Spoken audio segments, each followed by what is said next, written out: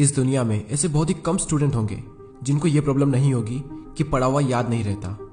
हम पढ़ तो लेते हैं लेकिन फिर भूल जाते हैं। तो अगर हम भूल जाते हैं तो फिर हमारे पढ़ने का मतलब क्या निकला? ऐसे में सारी मेहनत बेकार चली जाती है।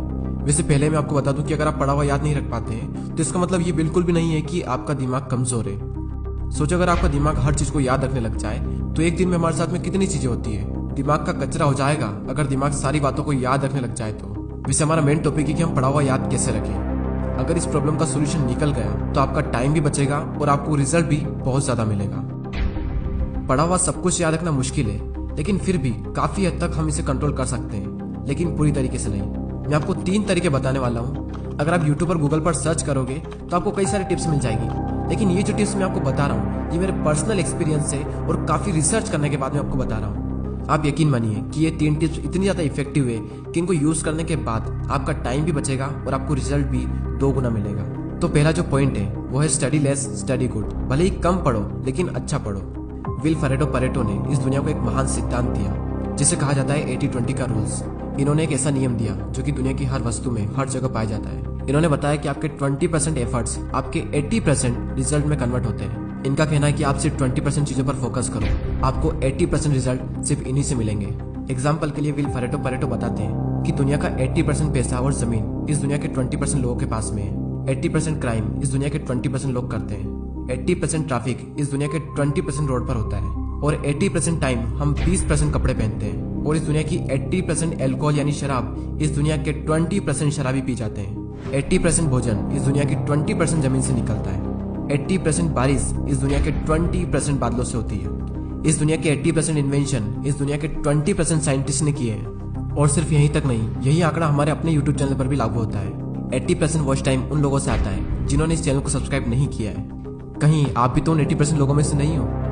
और सबसे इम्पोर्टेंट फैक्ट कि 80% रिजल्ट हमारे 20% एक्शन से आता है। और यही रूल आपके एग्जाम में और आपकी पढ़ाई में भी लागू होता है। आपके सिलेबस का पढ़ा हुआ 20% आपको 80% दिलवा सकता है। तो आप 20% मोस्ट इंपोर्टेंट चीजों को निकालें और उनको पढ़ें, और वही 20% चीजें आपको 80% रिजल्ट दिलवा सकती है। और आपने जो 20% निकाला है वो आपके सिलेबस के कंपैरिजन में बहुत ही कम है। तो ये जो कम है ना, इसको बहुत ही अच्छे से करो। और यही था हमारा first point, study less and study good. दोस्तों, मैंने भी कई बार ये गलती की है कि जितना पढ़ना होता है उससे हम कई गुना ज्यादा पढ़ते हैं, और इसका रिजल्ट ये होता है कि हमें जो याद रखना चाहिए वो भी हम भूल जाते हैं। एग्जाम में अब वैसे भी ज्यादा दिन नहीं बचे तो आप इस रूल को यूज करके काफी अच्छा रिजल्ट पा सकते हैं। अब नेक्स्ट जो पॉइंट है वो है स्टडी इन मॉर्निंग। और ये जो पॉइंट है ना, ये मेरा फेवरेट पॉइंट है क्योंकि मैंने अपनी लाइफ की ज्यादातर पढ़ाई सुबह ही की है। एक तरफ एक स्टूडेंट है जो सुबह जल्दी उठकर 2 घंटे पढ़ाई कर रहा है, और वहीं दूसरी ओर एक और स्टूडेंट है जो दिन में 4 घंटे पढ़ाई कर रहा है। तो ये जो पहला वाला स्टूडेंट है ये ज्यादा आउटकम दे पाएगा दूसरे वाले के मुकाबले। सुबह जल्दी उठकर पढ़ने के 2 सबसे बड़े बेनिफिट होते हैं। सुबह के टाइम हमारी कंसंट्रेशन सबसे पीक स्टेट पर होती है, और सुबह के टाइम पे जो कंसंट्रेशन होती है शायद ही पूरे दिन में आपको वो कंसंट्रेशन मिल पाएगी। और सेकंड बेनिफिट ये है सुबह जल्दी उठने का कि सुबह कोई भी डिस्टर्ब करने वाला नहीं होता है।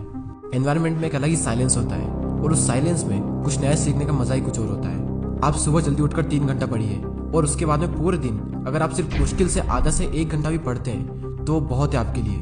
कहने को तो लोग 8-10 घंटे पढ़ते हैं, लेकिन जो 2-3 घंटे की मेन पढ़ाई जो होती है कॉन्सेंट्रेशन के साथ में, वही सबसे मेन चीज होती है। बाकी सब दिखावा है। हमारे देश के प्राइम मिनिस्टर मोदी जी ने भी सुबह जल्दी उठकर पढ़ने को कहा है। एक रीजनेबली सुबह सूर्योदय के पहले अगर तैयार हो करके पढ़ना शुरू करते हैं तो पूरी तरह आप बिल्कुल मन से एकदम तंदुरुस्त होते हैं। जैसे बारिश के बाद आसमान कैसा साफ नजर आता है।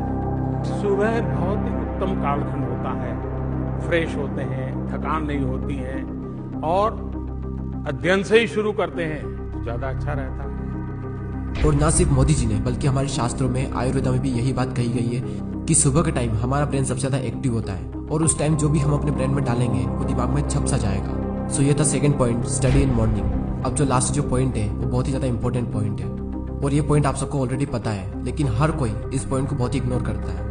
और वो पॉइंट है पढ़ाई के बीच में रेस्ट लेना। कुछ लोग होते हैं जो रेस्ट ही नहीं लेते हैं, और कुछ लोग ऐसे होते हैं जो बहुत लंबा रेस्ट लेते हैं, और इस बीच में कुछ लोग ऐसे होते हैं जिनकी पूरी जिंदगी रेस्ट लेने में निकल जाती है, और एंड में वो खुद रेस्ट इन पीस हो जाते हैं। पढ़ाई के बीच में कितना रेस्ट लेना चाहिए ये मैं आपको नहीं बताने वाला, ये आप खुद तय करें अपने अकॉर्डिंग। आपको फिर से एनर्जी प्रोड्यूस करने के लिए कितना टाइम चाहिए ये आपको आपके अलावा कोई नहीं बता सकता।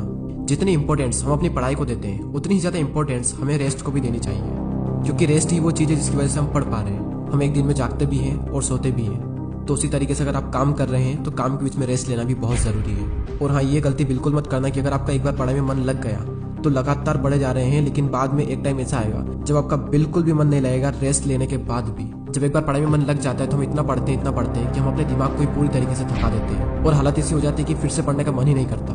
आपने पढ़ना शुरू किया, आपका मन लगा, अब थोड़ी देर बाद आपको रेस्ट लेना चाहिए, लेकिन आपको लगता है कि मैं भी और पढ़ सकता हूँ। तो उस फीलिंग को बनाए रखें और रेस्ट लें और फिर दोबारा उसी फीलिंग के साथ में अपनी पढ़ाई शुरू कर दें। अगर आप चाहें तो आप पोमोडोरो टेक्निक का यूज़ भी कर सकते हैं। पोमोडोरो एक बहुत ही सिंपल टेक्निक है। आपको जो भी काम करना है उस काम को आपको 25-25 मिनट के 4 ब्लॉक्स में डिवाइड करना है और हर 25 मिनट के ब्लॉक्स में आपको 5 मिनट का ब्रेक लेना है और 1 घंटा होने के बाद में आपको 15 मिनट का रेस्ट लेना है और फिर से आपको यही सब करना है। और इस टेक्निक का यूज़ करके आप काफ़ी लंबे टाइम तक और काफ़ी अच्छे से स्टडी कर सकते हैं। और ना सिर्फ स्टडी बल्कि आप अपने किसी भी काम में इस टेक्निक को यूज़ कर सकते हैं। और इस टेक्निक को यूज़ करने के लिए प्ले स्टोर पर कई सारी एप्लीकेशन है, आपको जो भी अच्छी लगे वो एप्लीकेशन आप डाउनलोड कर सकते हैं। चलिए अब हम उन तीनों पॉइंट्स को एक साथ देख लेते हैं और ये भी देख लेते हैं कि हमने इस पूरी वीडियो में क्या सीखा। हमारा जो मेन टॉपिक था वो ये था कि पढ़ा हुआ याद कैसे रखें, और उसके सॉल्यूशन के लिए हमने 3 पॉइंट्स देखे, जिसमें से पहला है study less study good, second है स्टडी इन मॉर्निंग और थर्ड है रेस्ट लेना। फर्स्ट पॉइंट में हमने 80-20 के प्रिंसिपल को समझा कि किस तरीके से आपको 80% रिजल्ट आपके अपने 20% काम से मिलेंगे, और साथ ही हमने ये सीखा कि आपको फोकस करना चाहिए अपनी 20% स्टडी पर जो आपको 80% रिजल्ट दिला सकती है। सेकंड पॉइंट था कि स्टडी इन मॉर्निंग, यानी कि सुबह उठकर पढ़ो, और इस पॉइंट में हमने देखा कि किस तरीके से आप जल्दी उठकर हाई कंसंट्रेशन वाली स्टडी कर सकते हो। और थर्ड पॉइंट है स्टडी के बीच में ब्रेक लेना, और इस पॉइंट में हमने रेस्ट की इंपॉर्टेंस को जाना। जितना इंपॉर्टेंट जागना होता है उतना इंपॉर्टेंट सोना होता है, उसी तरीके से जितना इंपॉर्टेंट काम करना होता है उतना ही इंपॉर्टेंट रेस्ट लेना भी होता है। और थर्ड पॉइंट में ही हमने पोमोडोरो टेक्निक के बारे में जाना।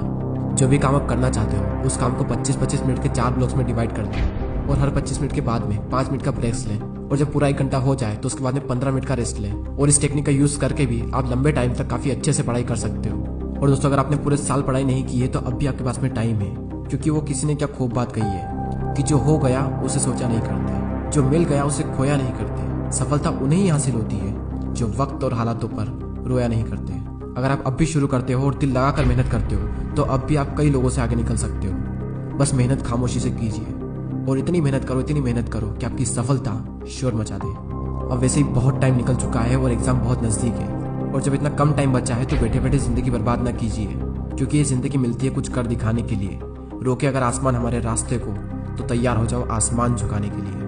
अब बात आती है उन 80% लोगों की जो वीडियो तो देखते हैं लेकिन सब्सक्राइब नहीं करते। यूट्यूब पर आपको वीडियो बिल्कुल फ्री में मिल रहा है और सब्सक्राइब करने का भी यूट्यूब आपसे पैसा नहीं लेता है, तो फिर मैं ये सोचता हूँ कि आप सब्सक्राइब क्यों नहीं करते।